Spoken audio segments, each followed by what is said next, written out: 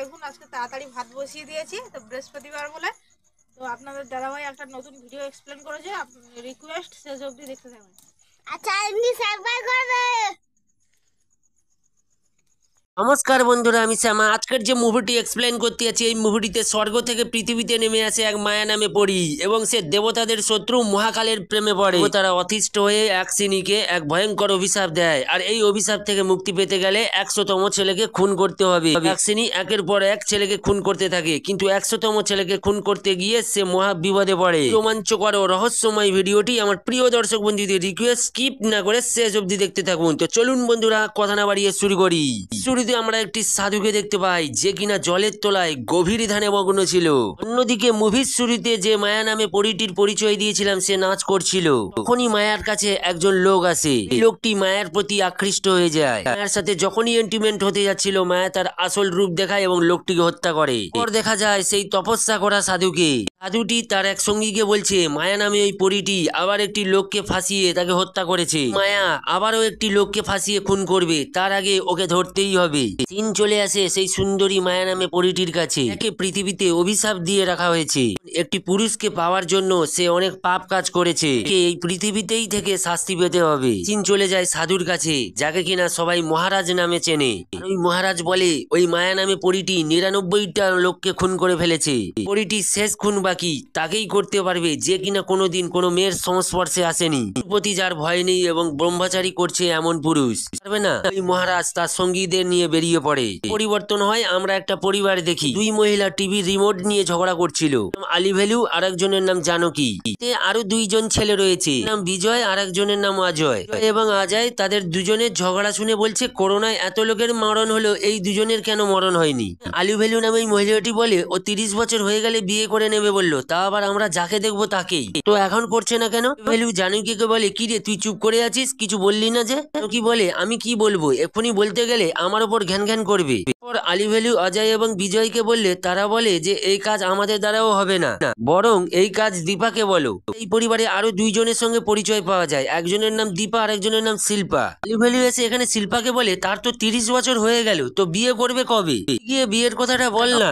শিল্পা বলে, আমি কিছু বলতে পারবো না, তুমি দীপাকে বলো। তারপর আলী ভেলু দীপাকে ধরটি ঘুমিয়ে আছে দেখতে পাচ্ছেন, এরই বিয়ের কথা বলা হচ্ছে, আর এরই নাম কৃষ্ণা। শিল্পা এবং দীপা এসে কৃষ্ণাকে ডাকাডাকি শুরু করে দেয়। খুলতেই দুইজনে কৃষ্ণাকে জন্মদিনের শুভেচ্ছা জানায়, আর বলে, বিয়ে করবি কবে তুই? কৃষ্ণা বলে, আজ আমার জন্মদিন, বিয়ের দিন নয়। শিল্পা এবং দীপা বলে, তুই নিজেই বলেছিস 30 বছর হলে বিয়ে করবি, তো এখন কেন এমন কথা বলছিস? কৃষ্ণা বলে, আজকের তো 30 তারিখ, শেষ তো হয়নি, সারাদিন রয়েছে, এই সারাদিনের মধ্যে যে কোনো কিছু হতে পারে। এই বলে ওখান থেকে চলে যায়। কাঠ হতে আমরা একটি মেয়েকে দেখতে পাই, আর এই মেয়েটির নাম হচ্ছে মায়া। এই মেয়ে মায়াকে অফিসের সব কর্মীদের সঙ্গে পরিচয় করিয়ে দিচ্ছে। ওই মেয়েটি মায়াকে ওখানে একটি ছেলে দেখায়, বলে ওই ছেলেটি সম্পূর্ণ অদ্ভুত, কারোর সঙ্গে কোনো কথা বলে না, আর এখনো অব্দি কোনো মেয়ের সংস্পর্শে যায়নি। কথা শোনা মাত্রই মায়ের মুখে একটা হাসি ফুটে ওঠে। তো লাস্ট খুনের জন্য এমন একটা ছেলে চাইছিল। মায়া তার সৌন্দর্যের ফাঁদে ফেলার জন্য লোকটির কাছে চলে যায়। তখন ওই লোকটিকে বলে, আজ আমার প্রথম দিন অফিসে, তাই তুমি কি আজ আমার সাথে ডিনার সারবে? লোকটি বলে যে অফিসের পাশে একটি রেস্টুরেন্ট রয়েছে, ওখানে যেতে পারি। কাট হতেই আমরা দেখতে পাই মায়া ওই রেস্টুরেন্টে চলে এসেছে। রেস্টুরেন্টের মালিক ছিল কৃষ্ণা। কৃষ্ণা সঙ্গে সঙ্গে মায়াকে দেখে ফিদা হয়ে যায়। কৃষ্ণা স্বপ্নে এমনই একটা মেয়ে খুঁজছিল। সঙ্গে কৃষ্ণা মায়ের কাছে আসে এবং কথা বলার চেষ্টা করে। কথা বলতেই চাচ্ছিল না, কেননা তার শিকার অন্য কেউ। এমনটাই আচরণ করায় বেচারা কৃষ্ণার মনটাই ভেঙে যায়। তারপর কৃষ্ণা সিদ্ধান্ত নিয়ে নেয় তার পরিবারের দেখা মেয়ের সাথে বিয়ে করবে। চলে আসে মেয়ে দেখতে, এবং মেয়ে দেখা মাত্রই তার পছন্দ হয়ে যায়। চলে আসে ওই মায়া নামে মেয়েটি ওই অফিসের লোকটিকে হত্যা করবে।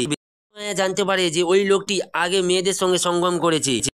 অফিসে ওই লোকটি মিথ্যা কথা বলে, বসতে মায়া তার আসল রূপ দেখায় আর ওই লোকটিকে হত্যা করে। এদিকে সিন চলে আসে কৃষ্ণার বিয়েতে। কৃষ্ণা এই যে মেয়েটিকে বিয়ে করতে যাচ্ছে, এই মেয়েটির অন্য কারোর সঙ্গে সম্পর্ক রয়েছে। কথা বলছিল, তখন কৃষ্ণা পিছন থেকে শুনে নেয়। মিথ্যাচার কৃষ্ণা কোনো মতেই মেনে নিতে পারছিল না। মন খারাপ করে কৃষ্ণা বাইরে গিয়ে বসে এবং একটি কাগজে তার মনের কথা লিখছিল। আজ পর্যন্ত আমি কোনো মেয়েকে ছুঁয়ে দেখিনি, আমি সত্যিকারের ভালোবাসা চেয়েছিলাম, এটাই কি আমার দোষ ছিল? মিথ্যাচার আমি কোনো মতেই মেনে নিতে পারছি না, তাই আমি আত্মহত্যার পথ বেছে নিয়েছি। হাওয়াতে ওই চিঠিটি উড়ে গিয়ে মায়ের কাছে পড়ে। মায়াও মন খারাপ করে ওখানে বসেছিল। পড়া মাত্রই মায়া খুশিতে মেতে ওঠে। সঙ্গে সঙ্গে মায়া কৃষ্ণার কাছে আসে আর তাকে মৃত্যুর হাত থেকে বাঁচায়। কৃষ্ণাকে বলে আমারও মনে হয় শান্তিতে মরা হবে না। কৃষ্ণা বলে কেন, তুমি কি আমার মতন আত্মহত্যা করতে যাচ্ছিলে নাকি? বলে হ্যাঁ, সত্যিকারে ভালোবাসা শুধু বইয়ের পাতাতেই পাওয়া যায়, বাস্তবে তো নয়। কৃষ্ণা তখন বলে আরে তুমি সেই মেয়েটি না ওই লোকটির সাথে রেস্টুরেন্টে বসেছিলে? দেখাতেই ওই লোকটি মোটেও ভালো লাগছিল না। হ্যাঁ তখন বলে হ্যাঁ, ওই লোকটি আমায় ঠকিয়েছে। ভালোবাসা পুরোটাই হারিয়ে ফেলেছিলাম, কিন্তু তোমাকে দেখার পর তা একটু একটু করে আবার ফিরে আসছে। তখন মায়াকে বলে সে আগে ভালোবাসাকে বিশ্বাস করতো, কিন্তু ভালোবাসার প্রতি সেও আস্থা হারিয়ে ফেলেছে। কৃষ্ণাকে বলে আমার ভালোবাসা যদি সত্যি হয়ে থাকে তাহলে তোমার সাথে আবার আমার দেখা হবে, সেটা একবার নয় বারবার। এই বলে মায়া ওখান থেকে চলে যায়। চলে আসে মহারাজের কাছে। তখন এক শিষ্য জিজ্ঞাসা করে যে আকসিনীদের মতো কোনো মানুষের কোনো অস্তিত্ব পাওয়া গেছে? মহারাজ বলে আকসিনীদের জগতের নাম হচ্ছে অলকাপুরী। ওখানে আকসিনীদের অসাধারণ ক্ষমতা হয়ে থাকে। তাদের কাজ হচ্ছে এ জগতে সবকিছু রক্ষা করা। এর কাজে যদি কেউ বাধা দেয় তারা রেগে গিয়ে তাদেরকে খুনও করতে পারে।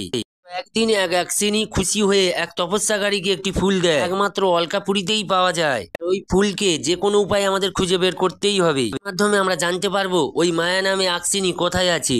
মহারাজ অনেক খোঁজাখুঁজির পর সেই ফুলটি পেয়ে যায়। চলে আসে কৃষ্ণার অফিসে। কৃষ্ণা তখন খুব খুশি ছিল। বন্ধুরা বলে তুই কি আজ পাগল হয়ে গেছিস নাকি, এত খুশি কি ব্যাপার? কৃষ্ণা বলে একটি পথ খুললে আরেকটি পথ খুলে যায়, যদি সাথে দেয় তাহলে তার সাথে আমার আবার দেখা হবে। কোনো মতে কিছু বিশ্বাস করতে পারছি না, দেখেই তো মনে হচ্ছে কিছু তো একটা গোলমাল রয়েছে। এমন সব কথা শুনে ক্লায়েন্টরা বলে তার মধ্যে কোনো গোলমাল নেই, তোকে এবার ডাক্তার দেখাতে হবে। কেউ বুঝতেই পারলো না কৃষ্ণা আসলে কি বলছে এবং কার কথা বলছে। চলে আসে মহারাজের কাছে এবং সে সেই ফুলটা পরীক্ষা করছিল। সঙ্গী মহারাজকে জিজ্ঞাসা করে এসব করে আপনি কি পেতে চান? মহারাজ বলে কুবের শুধু এ জগতের অধিকারী নয়, হচ্ছে রাবণের বড় ভাই।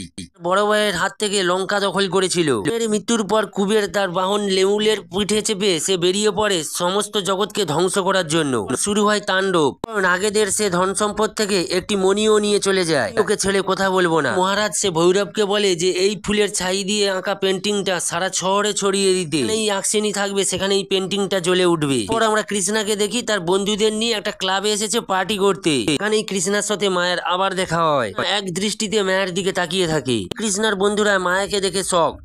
একটা মেয়ে এতটাই সুন্দর কি করে হতে পারে? পর কৃষ্ণা মায়ের সাথে ইচ্ছে মতো ডান্স শুরু করে। ডান্সের শেষে মায়া কৃষ্ণাকে বলে আমাকে বাড়ি ড্রপ করে দেবে? বলে হ্যাঁ অবশ্যই, কেন না। এরপর কৃষ্ণা মায়াকে কোনো রকম বাড়িতে রেখে চলে যায়। ছলেতে কৃষ্ণাকে আজকেরই গাছে টানার চেষ্টা করছিল না, কোনো মতেই এমনটা এখন চায় না। সিন চলে আসে কৃষ্ণার বাড়িতে। বাড়ির সবাই মায়ের ব্যাপারে জেনে যায়। তো কৃষ্ণাকে জিজ্ঞাসা করতে থাকে ওই মেয়েটি আসলে কে। কৃষ্ণা বলে ওই মেয়েটির ব্যাপারে সবকিছু শিওর হয়ে যায়, তারপর জানাবো। তখনই মায়া কৃষ্ণাকে ফোন করে বলে আমরা কি একটি হোটেলে দেখা করতে পারি? তখন কৃষ্ণা বলে হ্যাঁ অবশ্যই, কেন না। ওখানে মহাকালের পেন্টিং দেখতে পায়। দেখতে অনেকটা কৃষ্ণার অদ্ভুত লাগছিল। এর মধ্যে মায়া ওখানে চলে আসে। কৃষ্ণাকে বলে ডিনারে যাবে? হ্যাঁ, কিন্তু কোথায়? মায়া বলে যেখানে কেউ আমাদের ডিস্টার্বই করবে না, তুমি আর আমি সেখানে। এই বলে মায়া চলে গেলে সেই পেন্টিংটার রং বদলে যায়। দূর থেকে একটা অচেনা মেয়ে দেখছিল। এই মেয়েটি কে আর কেনই বা মায়ার ফলো করছে একটু পরে জানতে পারবেন। মায়া এবং কৃষ্ণা চলে আসে সময় কাটাতে। কৃষ্ণাকে বলে কত ভালো লাগে না মনের মানুষের সঙ্গে কথা বলতে, হচ্ছে প্রেম। কৃষ্ণাকে বলে তুমি না একদমই রোমান্টিক না। কৃষ্ণা বলে একবার আমাদের বিয়ে হয়ে যাক, তারপর তুমি বলবে আমি কতটাই রোমান্টিক। বিয়ে তো একটা সামাজিক মাত্র, কিন্তু প্রেম করা তো পাপ নয়। এই বলে সে কৃষ্ণার কাছাকাছি আসতে থাকে। কৃষ্ণা মায়াকে বলে এসব বিয়ের আগে কোনো মতেই সম্ভব নয়, আমি পারবো না। মায়া কৃষ্ণাকে বলে যে তুমি কি আমাকে পছন্দ করো না?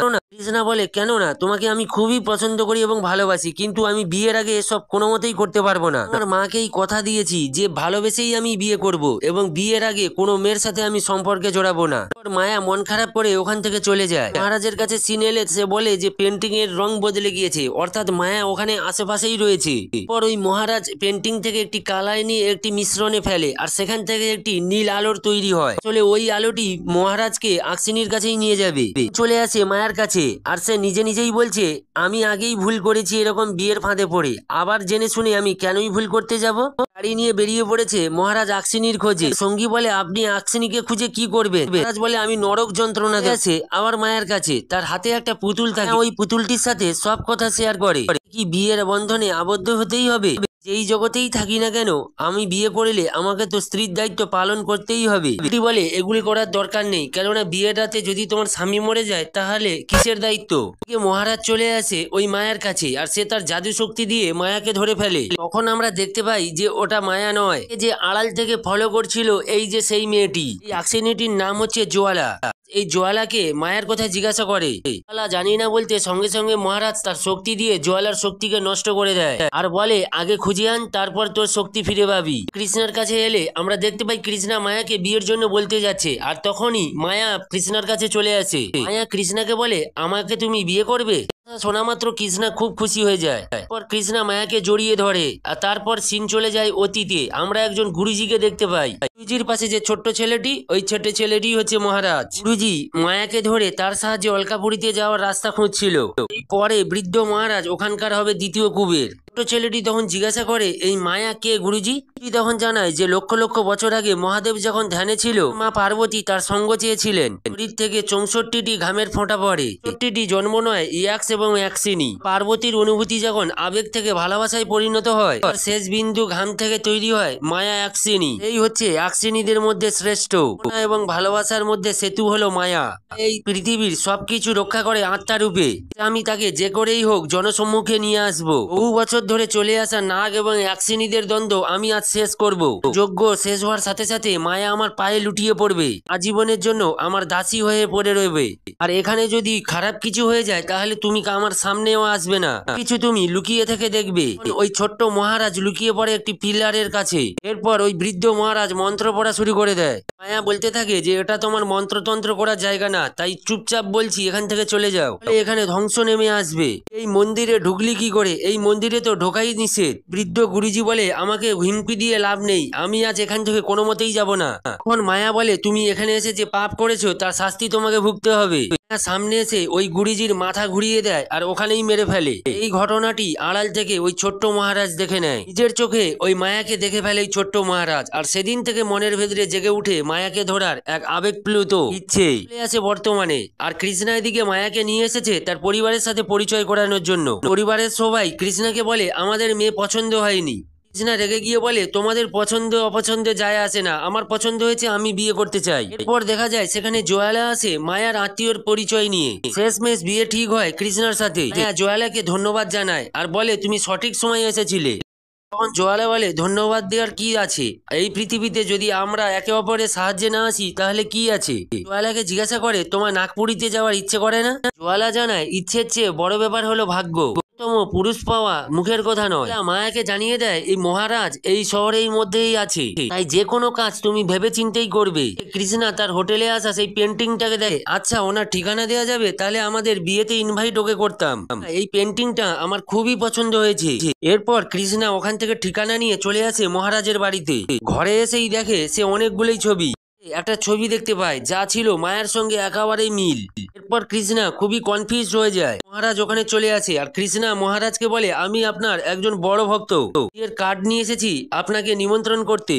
মহারাজ কৃষ্ণাকে জানায় আমি নাও যেতে পারি, কিন্তু আমার অন্তরাত্মা দিয়ে তোমাকে আশীর্বাদ জানিয়ে দেব। মহারাজ ওখান থেকে চলে যায়, কিন্তু কৃষ্ণা তো ওই মায়ের ছবির ব্যাপারে কিছুই জিজ্ঞাসা করলো না। ছবির ব্যাপারে জিজ্ঞাসা করার জন্য সে ওপরে উঠে আসে আর কিছু একটা দেখে সে বাড়িতে চলে আসে। আসতেই মায়া কৃষ্ণাকে জিজ্ঞাসা করে কি হয়েছে তোমার? বলে আমি একটি জায়গায় গিয়েছিলাম আমার বিয়ের নিমন্ত্রণ জানাতে, দেখলাম উপরে যেতেই সেখানে কিছু অদ্ভুত ধরনের তন্ত্রমন্ত্র করছিল। কথা শুনে মায়ের তো কিছুটা সন্দেহ হয়।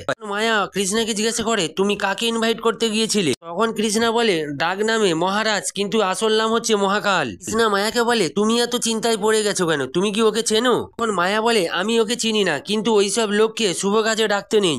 মহাকাল বলতে থাকে যে আজ থেকে শুরু করে সামনে অমাবস্যা অবধি আমাকে তপস্যা করে যে কোনো উপায়ে ওর কাছে পৌঁছাতেই হবে। আমি বাধ্য করবো মায়াকে আমার সাথে পুজোতে বসতে। মায়া জোয়ালাকে বলছে যে আমার সঙ্গে হয়তো কৃষ্ণার বিয়েটাই হবে না, কৃষ্ণার সাথে বিয়ে হওয়ার আগে মহাকাল আমাকে খুঁজে বের করবে। জোয়ালা বলে তাহলে তুমি কি ভাবছো বিয়েটা পিছিয়ে দেবে? মায়া বলে যে এখন আর সম্ভব নয়, কেননা আসন্ন অমাবস্যার চেয়ে শুভ দিন আমি আর কখনো পাবো না। জোয়ালা বলে তুমি চিন্তা করো না, যদিও সে তোমাকে খুঁজে বের করে তাহলে আমি আর তুমি মিলে তাকে সফল কখনোই হতে দেব না। তাকে জানাই যে কৃষ্ণা আমায় বলেছে সে ভয়ানক মন্ত্রতন্ত্র শুরু করে দিয়েছে তো মন্দিরে একমাত্র পথ পাওয়ার জন্য। করে সে অলকাপুরীতে প্রবেশ করতে পারে। এদিকে দেখা যায় সেই লোকটার হুঁশ ফিরে এসেছে, যাকে কিনা মায়া তার শক্তি দিয়ে কোমায় পাঠিয়ে দিয়েছিল। আসলে সেই দিন ওই লোকটি মরেনি। হুঁশ ফেরার সাথে সাথে জানতে পারে যে ওই মায়ার সাথে কৃষ্ণার বিয়ের দিন ওই লোকটি কৃষ্ণার কাছে চলে আসে। ওই লোকটি কৃষ্ণাকে বলতে থাকে, মায়া তো আসলে কোনো মানুষই না, ওকে বিয়ে করো তাহলে তুমি বড় বিপদে পড়বে। বলে, কি বলছো তুমি? তোমাকে ভালোবাসার পর মায়া ওদিকে মারা যাচ্ছিল, তুমি এসেছো তার বিয়ে ভাঙতে? এতে তো কোনো মনুষ্যত্ব বোধ নেই। তাকে কোনো মতেই বিশ্বাস করাতে পারে না ওই লোকটা যে মায়া আসলে একটা মানুষই নয়। দেখা যায় যে বিয়ের দিনকার ওখানে হাজির হয় মহাকাল। মায়া তখন কৃষ্ণার কাছে চলে আসে আর বলে, ওই মহাকাল এখানে চলে এসেছে। কৃষ্ণা বলে, আমি তো ওকে ঠিকঠাক ঠিকানা দিইনি, তাহলে ও চলে আসলো কি করে? তো 6 নম্বর রোডের জায়গায় 9 নম্বর রোড লেখা ছিল। মায়া তখন বলে, আমি অত সব কিছু জানি না, আমার মনে হচ্ছে আমাদের বিয়েটাই হবে না। মায়া কৃষ্ণাকে বলে, চলো প্লিজ আমরা পালিয়ে বিয়ে করি। বলে, আরে পালিয়ে বিয়ে করবো সেটা কিভাবে? মায়া জানায় যে আমরা তো পালিয়ে গিয়ে বিয়ে করব, কিন্তু বাড়িতে তো ফিরে আসবো। কৃষ্ণা পালিয়ে যাওয়ার সিদ্ধান্ত নেয় এবং ওখান থেকে তাড়াতাড়ি বেরিয়ে পড়ে। চলে আসে একটা মন্দিরে। মহাকাল জয়ালাকে ধরে জিজ্ঞাসা করে, মায়া কোথায়? মহাকাল ওখান থেকে কাগজে কিছু একটা লেখা নিয়ে চলে যায়। দেখতে পাই মায়ার সঙ্গে কৃষ্ণার বিয়েটা হয়ে যায়। এরপর আমরা মায়া এবং মহাকালের কিছু অতীতের দৃশ্য দেখতে পাই। বৃদ্ধা গুরুজিটিকে যেখানে মায়া মেরেছিল সেখানেই মহাকাল বড় হয়ে চলে আসে। মহাকাল যাবে মাতা রানীর কাছে মন্দিরের ভেতরে। যাওয়ার জন্য মহাকাল অনেক জেদ করতে থাকে। তোমার জেদ কিসের এত? মহাকাল তখন বলে, এটা আমার জেদ নয়, এটা আমার সংকল্প। মায়া বলে, তুমি আমার সাথে আগে লড়াই করো, যদি যেত তারপরে তুমি ভেতরে যাবে। এবং মহাকালের মধ্যে লড়াই শুরু হয়ে যায়। মহাকাল মায়াকে হারাতে মায়ার সাথে প্রেমের ছলনা করে। মায়া বারবার মনে করছিল তার অধিপতি কুবীরের কথা। সে বলেছিল মনুষ্যের প্রেমে কখনো পড়বে না, মনুষ্যের প্রেম হচ্ছে মিথ্যে এবং ছলনায় ভরা। সবকিছু কথা মনে থাকার পরেও মায়া ওই মহাকালের প্রেমে পড়ে। দৃশ্য চলে আসে বর্তমানে। দেখতে পাই মায়া এবং কৃষ্ণার বিয়ের প্রথম রাত। কৃষ্ণার বোন ওখানে কাঁদতে কাঁদতে চলে আসে আর তাকে বলে যে বাবা হার্ট অ্যাটাক করে মারা গিয়েছে। কৃষ্ণার পরিবাররা বলতে থাকে এই সব কিছু হয়েছে মায়ার জন্য। এক সাধু বলেছিল মায়ের সঙ্গে যদি বিয়ে হয় তাহলে বাড়িতে কেউ না কেউ মারা যাবে। এই কথা শুনে কৃষ্ণা রেগে যায় আর বলে, এসব কি বলছো তোমরা? এদিকে আমরা মহাকালকে দেখতে পাই যে সে যে কোনো উপায়ে মায়াকে পায়ের তলায় আনতে চায়। এদিকে দেখা যায় কৃষ্ণার বাবা শেষ কর্ম চলছে। সব কাজ করার পর মায়াকে কৃষ্ণা ডাকে আর বলে, আই এম সরি মায়া, আমি জানতাম না এমনটা হয়ে যাবে। যখন তারা ইন্টিমেট হতে যাবে তখনই আবার জানকী ওখানে চলে আসে। বলে, তুই যা আমাদের জন্য ডাবের জল নিয়ে আয়। নতুন বউ, আমার কোমরে একটু মালিশ করে দাও তো। শুনে মায়ার রাগ উঠে যায়। কোমরে আঁচড় দিয়ে সে রক্ত বের করে ফেলে।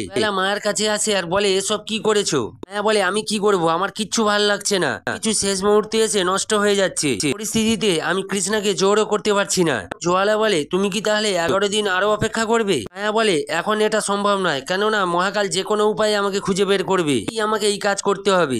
জানায় যে মহাকাল আর কখনোই ফিরে আসবে না, কেননা আমাদের অ্যাকশনই তাদেরকে বন্দি করে নিয়েছে। হয়তো এখন তার জীবন বাঁচানোর জন্য ছটফট করছে। মায়া কৃষ্ণার জন্য একটা নোট পাঠায় বাচ্চার হাত দিয়ে, যাতে সে বাইরে মায়ার সাথে দেখা করে। দেখা যায় মহাকাল খুব মুশকিলের মধ্যে রয়েছে। কাল আকশিনীদের মায়ায় ফেসে গিয়েছে। কাল ভৈরবকে বলে দিয়েছিল সে যদি সময়ে না ফিরে আসে তাহলে এই বইয়ের দেখায় সে যেন অনুসরণ করে। রাতের বেলা কৃষ্ণা মায়ার সাথে দেখা করতে এসেছে। যখন ওখানে ইন্টিমেট হতে যাচ্ছিল তখন কৃষ্ণার পরিবারের সবাই এসে হাজির হয়। ওখানে বিজয় জানায় যে বাবা মারা গেছে মাত্র 3 দিন হয়েছে আর তারা এত ব্যস্ত এইসব নিয়ে দিন সে যেন তার স্ত্রীর থেকে দূরে থাকে। এমন কথা শুনে মায়া রেগে যায় আর ওখান থেকে উঠে পড়ে। পিছু কৃষ্ণাও চলে যায়। এটা দেখে পরিবারের সবাই বলে, এখন তো পিছু পিছু ঘুরছে, জানি না পরে কি করবে। এই মিলে প্ল্যানিং করে এদের দূরে রাখার জন্য কিছু একটা করতে হবে। দেখা যায় মায়া স্বপ্ন দেখে মহাকাল তাকে দেখে হাসছিল। তার গুরুজি বলে, মনুষ্যকে ভালোবাসার জন্য তুমি তোমার দায়িত্বকে অবহেলা করেছো, তুমি পৃথিবীতে থাকবে। মায়া ভয়েতে ঘুম থেকে জেগে উঠে। মায়াকে কৃষ্ণার পরিবার একের পর এক কাজ দিয়ে বিজি রাখতে থাকে। তাদের পড়াশোনা তাকে দিয়েই করায়। কর্ম করতে করতে মায়া খুবই বিরক্ত হয়ে ওঠে। সবকিছু সহ্য করে নেয় নিজের অভিশাপ কাটানোর জন্য। এরপর বাড়িতে আসে সেই লোকটা যে মায়ের আসল রূপ জানে। লোকটা একটা কাজের জন্য এসেছিল, কিন্তু মায়াকে দেখা মাত্র ওখান থেকে ভয়েতে পালিয়ে যায়। মায়া ওই লোকটির কাছে যায় আর বলে, তুমি এখানে থেকে কাজ করতে পারো না, আমি কৃষ্ণার বাবার মৃত্যুর দোষীকে দেখতে চাই। এই লোকটাই কৃষ্ণার বাবার মৃত্যুর কারণটা খুঁজতে এখানে এসেছে। মায়া বলে, তুমি তোমার কাজটা করতে পারবে, কিন্তু আমার সম্পর্কে না জানো কোনো কথা বলো। লোকটা বলে, না না ম্যাডাম, আমি তো বোবা, আমি কাউকে কিছু বলবো না। কৃষ্ণার পরিবারের সবাই মিলে গল্প করছিল।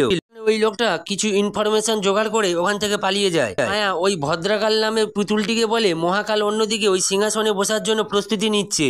আমাকে এই পৃথিবী ছেড়ে যে কোনো উপায়ে যেতেই হবে। প্রতিদিনের মতো মায়াকে সংসারের সমস্ত কাজকর্ম করার দায়িত্ব দিয়ে দেয়। করারও নেই, সে চুপচাপ কাজকর্মগুলো করে ফেলে। কৃষ্ণা এসে মায়াকে বলে, আমি যাই করি না কেন এদের হাত থেকে আমি পালাতে পারবো না, আমাদের যেখানে প্রথমে দেখা হয়েছে সেখানেই চলো। মায়া কৃষ্ণাকে বলে, গাছের তলায়? তখন কৃষ্ণা বলে, হ্যাঁ হ্যাঁ। লোকটি মায়াকে এসে জানায় কৃষ্ণার বাবার মৃত্যু তো হার্ট অ্যাটাকে হয়নি, কেউ পাঁজরের হাড় ভেঙে হাট ফুটো করে মেরে ফেলেছে। এই কথাই তো মায়া বেশ চমকে যায়, কেননা এমনটাই কাউকে মারতে পারে কোনো অ্যাক্সিনি।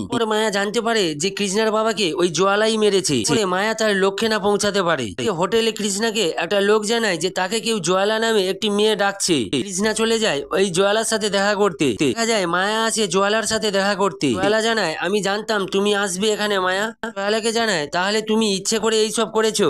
জোয়ালা জানায়, আমি চেয়েছি তুই পৃথিবীতেই থাক।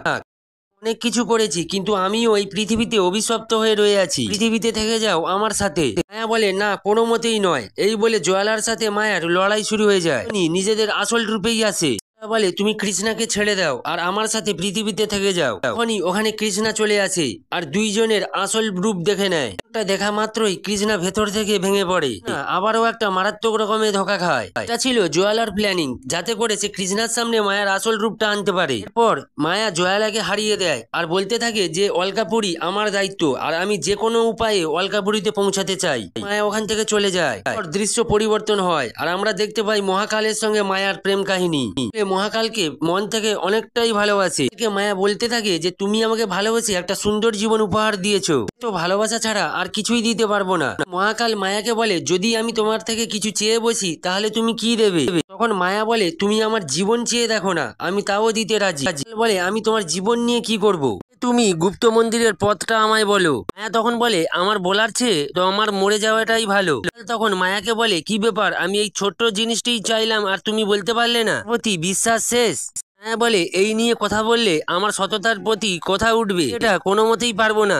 মহাকাল মায়াকে একটি রিং দিয়ে যায় আর বলে, এই রিংটি হাতে থাকলে নাগেরা কিছু করতে পারবে না। তখন বিশ্বাস করে মায়া ভেতরে আসে। মায়াকে নাচ করতে বলে মহাকাল। হঠাৎ করে মহাকাল মায়ার হাত থেকে রিংটি খুলে নেয় আর মায়া তখন প্রথম ধোকাটা খায়। বলে, আমি তো গুপ্ত মন্দিরের রাস্তাটা এমনিতেই বের করে নেব, তুমি নাচ না করতে থাকো তাহলে নাগেরা তোমাকে কামড়ে দেবে। তো মায়া নাচতে শুরু করে দেয়। নাচতে মায়া এক সময় সেই আংটিটির কাছে চলে আসে। এই দৃশ্যটি পরিবর্তন হয়। সিন কৃষ্ণার কাছে এলে আমরা দেখতে পাই কৃষ্ণা খুব ভয় পেয়ে আছে। হোটেলের বন্ধুদের মায়াকে নিয়ে সব সত্যি কথা খুলে বলছে। বন্ধুরা তো কোনো মতেই বিশ্বাস করতে পারছিল, উল্টে কৃষ্ণাকে দোষারোপ করতে থাকে আর বলে, তুই তো মায়াকে ভালোবেসেই বিয়ে করেছিস, তাহলে সমস্যা কোথায়? একটু পরেই মায়া ওখানে চলে আসে আর দেখে কৃষ্ণার শরীর অনেক গরম। ভয়েতে কৃষ্ণার জ্বর চলে এসেছে। তোমার শরীরে এত জ্বর, তুমি তো আমায় জানাতে পারতে। মায়াকে বলে, চলো এখনই ডাক্তারের কাছে। তখন মায়াকে সরাসরি না বলে দেয়। এরপর মায়া কৃষ্ণাকে বলে, তুমি এমন ভাবে কেন কথা বলছো? এদিকে কৃষ্ণা 41 দিনের ব্রহ্মচারী হয়ে এসেছে। এমন ভাবে দেখা মাত্রই পরিবারের সবাই খেপে যায়। কৃষ্ণাকে বলে, তুই যদি এটা না ছাড়িস তাহলে তোর সঙ্গে কেউই কথা বলবো না। কৃষ্ণা বলে, মাত্র তো 41টা দিন, তো সব সমস্যা মিটে যাবে। তারপরেও তার পরিবারই কেউ রাজি হচ্ছিল না। এটা করেছে কৃষ্ণা যাতে মায়ের থেকে দূরে থাকতে পারে। চাপের কারণে কৃষ্ণার এমন প্ল্যানিং ফেল হয়ে যায়। কৃষ্ণা সেই লোকটির সঙ্গে দেখা করে যে কিনা মায়ের ব্যাপারে সবকিছু জানে। মায়ের থেকে বাঁচার জন্য লোকটি কৃষ্ণাকে একটি আইডিয়া দেয়, একটি মেয়ের সাথে ঘনিষ্ঠ হয় তাহলে মায়া কৃষ্ণার কিছুই করতে পারবে না। মায়া এমন একটি ছেলে চায় যে কোনোদিন কোনো মেয়ের সঙ্গে সঙ্গম করেনি। কথা শুনে কৃষ্ণা তো কোনো মতেই রাজি হচ্ছিল না। কৃষ্ণা রাজি হয়ে যায়। কৃষ্ণা চলে যায় সেই মেয়েটির কাছে, কিন্তু সেখানে তার মাকে দেয়া প্রমিসের কথা মনে পড়ে যায়। তখনই মায়া ওখানে পৌঁছে যায় আর মায়াকে দেখা মাত্র কৃষ্ণা ভয়েতে পালিয়ে যায়। মায়া কৃষ্ণার পরিবারের সবাইকে তার আসল রূপ দেখায়। কৃষ্ণাকে বলে, যদি সে তার কাছে ধরা না দেয় তাহলে পরিবারের সবাইকে সে মেরে ফেলবে। জয়ালাকে দেখা যায় সে মহাকালের সঙ্গে কথা বলছে, ওই অ্যাক্সিনিদের হাত থেকে বেরিয়ে এসেছে। জয়ালা মহাকালকে বলে, আমি সাহায্য করব মায়াকে খুঁজে বের করতে, তুমি মায়াকে সারা জীবন এই পৃথিবীতে আটকে রাখবে। জয়ালা মায়ার ঠিকানা বলে দেয়। অন্যদিকে মায়া সেই ভদ্র পুতুলটির সঙ্গে কথা বলছে। সে বলছে যে আমি কোন মুখে কৃষ্ণার মুখের দিকে তাকিয়ে কথা বলবো, তো আমাকে সত্যি সত্যি ভালোবাসে, অনেক ভালোবাসে। আমি প্রথম ভালোবাসায় ঠকেছি, কিন্তু কৃষ্ণাকে দেখে মনে হয় না সে আমাকে ঠকাবে, আমাকে সত্যি সত্যি মন থেকে ভালোবাসে। কৃষ্ণা মায়ের কাছে চলে আসে। উনি মহাকাল ওখানে চলে আসে আর মায়াকে উঠিয়ে নিয়ে যায়। আটকাতে চেষ্টা করেছিল কিন্তু পরিবারের চাপে সে পারেনি। আমরা অতীতের কিছু দৃশ্য দেখি। মায়া যখন তার জগতে ফিরে যাচ্ছিল তখন তার প্রভু মায়াকে বলে, দরজা চিরদিনের জন্য তোমার বন্ধ হয়ে গিয়েছে, মানব রূপেই পৃথিবীতে থাকো। মায়া বলে, আমি আমার ভুলের জন্য ক্ষমা স্বীকার চাইছি, ভুল কখনো আর হবে না। ওই মহাকালের প্রেমে পড়ার কারণে তাকে কোনো মতেই ক্ষমা করেনি তার প্রভু। মায়াকে এরপর 100টা পুরুষকে হত্যা করার কথা বলে। শেষ 100তম পুরুষকে যখন সে হত্যা করবে, সেই পুরুষটি যেন কোনদিন কোনো মেয়ের সঙ্গে সঙ্গম করেনি। সে বর্তমানে কৃষ্ণা মায়াকে খুব মিস করতে থাকে। তারপর সে বাড়িতে এসে ভাদ্রাকে দেখতে পায়, আর মাথা ভাঙা ছিল। ভাঙা মাথাটি জোড়া লাগানোর সাথে সাথে ভাদ্রা জীবন্ত হয়ে উঠে মায়ার অতীতের কাহিনী সম্পর্কে সব খুলে বলতে থাকে। কিছু শোনার পর কৃষ্ণা খুবই আপসেট হয়ে যায়। কৃষ্ণাকে নিয়ে মায়ের কাছে পৌঁছে যায়। মহাকাল জোয়ালার সাহায্য নিয়ে গুপ্ত মন্দিরে পূজা করতে চলে আসে। তৈরি হয় একটা পথ দিয়ে ওই অলকাপুরীতেই যাওয়া যাবে। দেখা যায় ওখানে জোয়ালা এসে দাঁড়িয়ে পড়ে। ওই জোয়ালাকে ভাদ্রাই বুঝিয়েছিল। জোয়ালাকে বলেছিল, তুমি শুধু মায়ার ক্ষতি করছো না, তুমি পুরো জাতির ক্ষতি করছো। বোঝার পর জোয়ালা ভাদ্রাকে জিজ্ঞাসা করে যে ওই পথে যদি আমি প্রবেশ করি তাহলে কি হবে। ভাদ্রার কথা মতো জোয়ালা ওই পথে প্রবেশ করে আর ওখানেই মারা যায়। সে নিজের প্রাণ দিয়ে মায়াকে বাঁচায়। মায়া কৃষ্ণাকে বলে, আমি সব নাটক করেছি ঠিকই, আমি তোমাকে সত্যি সত্যি ভালোবেসে ফেলেছি, কোনো ক্ষতিই হবে না। তুমি যে কাজ করতে এসেছো তুমি সেটাই করো, তুমি আমাকে মেরে ফেলো। কৃষ্ণা ধীরে ধীরে ইমোশনাল হয়ে যায় আর মায়াকে বলে, তোমারই কারণে ভালোবাসা কি আমি বুঝতে পেরেছি। মায়া তাকে জড়িয়ে ধরে কান্না করতে থাকে। চলে আসে এখান থেকে পূর্ণ চাঁদের রাতে। মায়া এবং কৃষ্ণা একসাথেই রয়েছে এবং কৃষ্ণা দুজন দুজনকে খুবই ভালোবাসে আর তারা ওখানেই ইন্টিমেট হতে যায়। আর তখনই মায়ার চোখ নীল হয়ে যায়। প্রশ্ন উঠে, বন্ধুরা, মায়া কি সত্যি সত্যি কৃষ্ণাকে মেরে ফেলবে? আমার তো মনে হয় না। সত্যি সত্যি কৃষ্ণাকে মায়া ভালোবেসে ফেলেছে। আপনারা কি মনে করেন, মায়া কি সত্যি সত্যি কৃষ্ণাকে মেরে ফেলবে না সত্যি সত্যি ভালোবেসে ফেলেছে? আজকের এই মুভিটি কেমন লেগেছে অবশ্যই কমেন্ট বক্সে কমেন্ট করবেন। ভালো লাগলে একটা লাইক দেবেন। পরবর্তী ভিডিও নিয়ে চলে আসবো বন্ধুরা। আজকের মতো টাটা, বাই বাই, ভালো থাকবেন, সুস্থ